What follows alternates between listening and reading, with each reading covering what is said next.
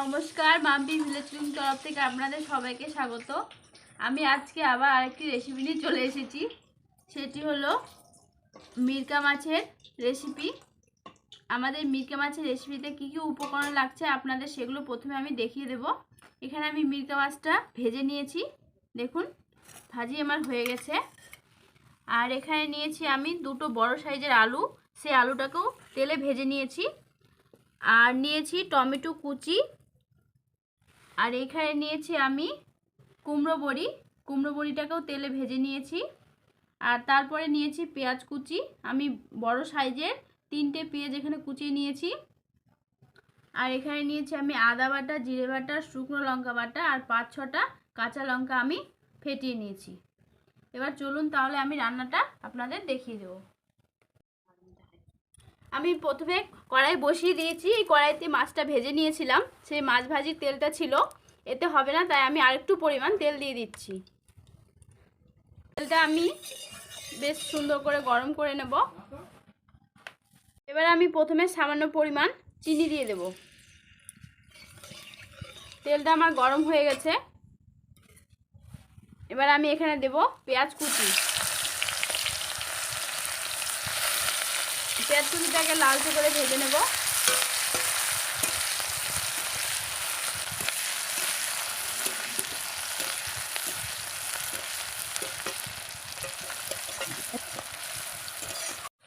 পেঁয়াজটাকে আমি 2-3 মিনিট লালচে করে ভেজে নিয়েছি। এবার আমি এখানে যে আদা জিরে বাটা সব একসঙ্গে রেখেছিলাম, কাঁচা লঙ্কা ফেটিয়ে রেখেছিলাম, সেগুলোকে এবার এর সাথে দিয়ে দেব।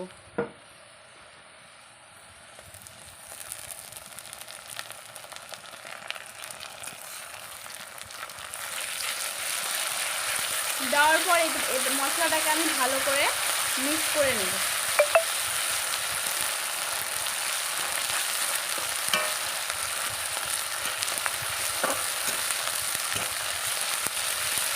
এর মধ্যে আমি 2-3 মিনিট আগে নাড়াচাড়া করে নিয়েছি। এবার এর মধ্যে টমেটোটাকে যে কুচিয়ে রেখেছিলাম সেটাকে দিয়ে দেবো।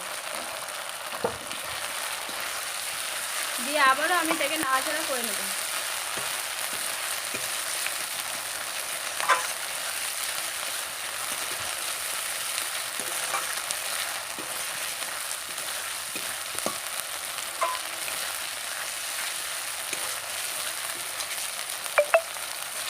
নাড়াচাড়া করে নিলাম। এবার আমি এখানে স্বাদ মতো লবণ দিয়ে দেব।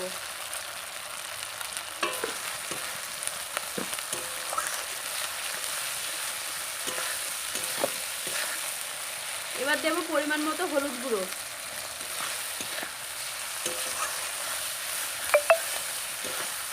দিয়ে আবারও এটাকে আমি একটু নাড়াচাড়া করে নেব।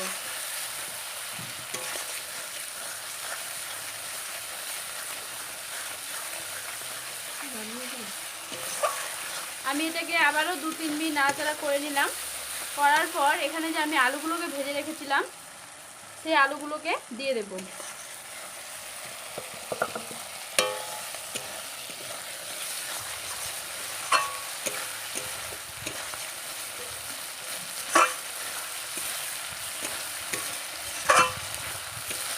আবারও আমি মশলার আলুটাকে আর কিছুক্ষণ নাড়াচাড়া করে নেব।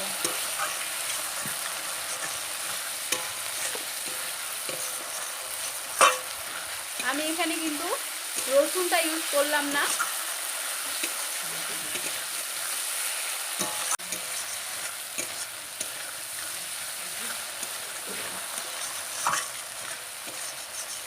আমার মশলাটা কষানো হয়ে গেছে। আমি 5 মিনিট মশলাটাকে কষিয়ে নিলাম। দেখুন মশলা থেকে তেল ছেড়ে গেছে। এবার আমি এটাতে জল দিয়ে দেব।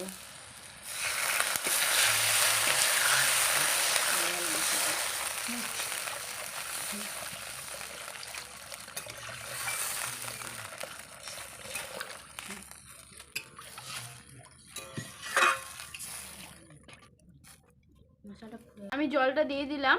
জলটা আমার হালকা গরম হয়ে গেছে। এবার আমি এখানে যে কুমড়ো বড়িগুলো ভেজে রেখেছিলাম সেগুলোকেও দিয়ে দেব।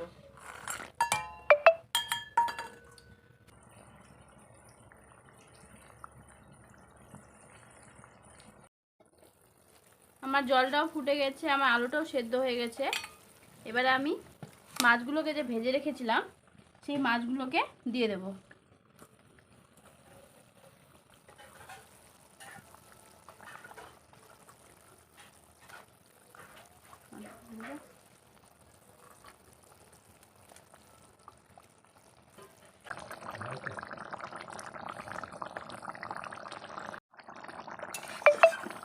আমি 5 মিনিট ঝোলটাকে ভালো করে ফুটিয়ে নিয়েছি মাছ দেওয়ার পর।